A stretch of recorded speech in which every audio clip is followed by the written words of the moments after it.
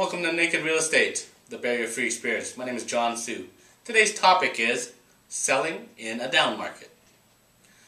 So, as you know, down markets have mixed emotions, but pretty much the general consensus is sellers need to get out, buyers want a deal.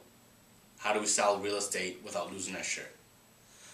What I've realized is when you're selling real estate, especially when the market's just beginning to not quite turn, but the buyer and seller morale is kind of scared, I guess, is everybody wants a deal, and really what I found is the magic number is to get a house sold quickly and with a minimal loss is priced at 5% below the average value. Because what will happen is yours will sell quicker, you get out of the market before it starts to fall, you'll probably be getting, maybe 2 or 3% below, what you would get. So when you look at, say, a $500,000 house, that's anywhere from $10,000 to $15,000, which is a decent chunk of money. But when you think about it, would you rather be, get $10,000, $15,000 less but have your house sold right away so you have no headache? Or would you rather sit on the market and wait, and then when the market starts falling, next thing you know, you're chasing everybody else to a race to the bottom? And what I've seen is when the market starts to fall and you start chasing that market, whatever you could have got a few months before at the discount of 2 to 3%, now you're losing even more money because now the market's moved below that number. So really when, say I'm doing a listing, I'm going to sell your house in a falling market, and I ask you, when do you want it sold? When you say, well, we want it sold the next couple of months, and I say, well, how important is it to you that we sell? What if you don't sell? Are you going to be in big trouble, or is it going to create big problems? If the answer is yes, then I tell the client, then we need to price it 5% below average value to get your house sold, because I feel the market's going to be dropping soon.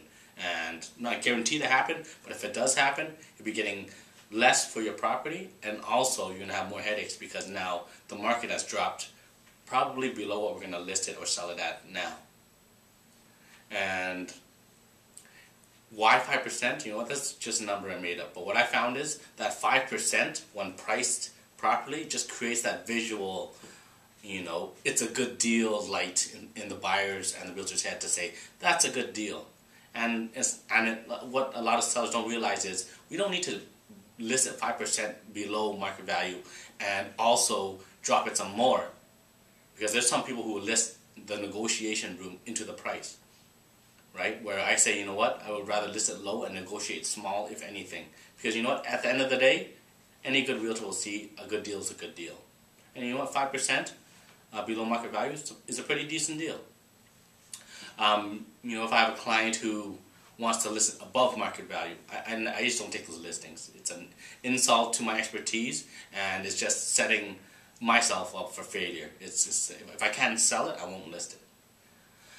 People who want to list at market value in a falling market, I won't list with them if they don't take my suggested plan of action. So we'll give it maybe a couple, 2-3 weeks max before we take my plan of action to sell. If they don't want to take my suggested plan of action, then I just don't list with them. Because here's what's happening with properties listed at market value. Chances are your piece of property is not that much nicer than anything else, and if you're kind of all priced the same, what do buyers do? They go and they walk the aisles like it's a super store, up and down, round and round, and they don't grab anything. So really, you're wasting time, and really, if the market does take a drop, guess what's happening? You see your neighbor sell, then another one sells, and your market's still sitting on there, and everyone else who's got a property listed is also seeing that. The first people who got out because they priced it right, they're laughing. But the next thing you know, there's like a big snowball effect of everyone racing to the bottom, and the buyers see that because on their automatic searches, whoa, everyone's dropping their prices. Well, then we're just going to lowball even lower and lower and lower, right? That's what you don't want to get caught in, is a falling market. And all the buyers, that's when the real blood is open. In the beginning, it's just kind of like a little scratch, a little blood explodes. But once that momentum of people dropping prices and racing to the bottom happens, that's when the gap gets ripped wide open and buyers smell blood, and there really is blood spilled. And I've seen it time and time after again. It typically get less for your property than if you were to follow the list 5% below average value instructions, plus the headache and the stress of not selling. And typically people either just hold on and basically stay in the property, or they sell it at a bigger loss than if they had sold 2 to 3 months earlier before the market actually caught momentum and falling. So that's my 2 cents on selling in falling market. This is John Su with Naked Real Estate, the barrier-free experience.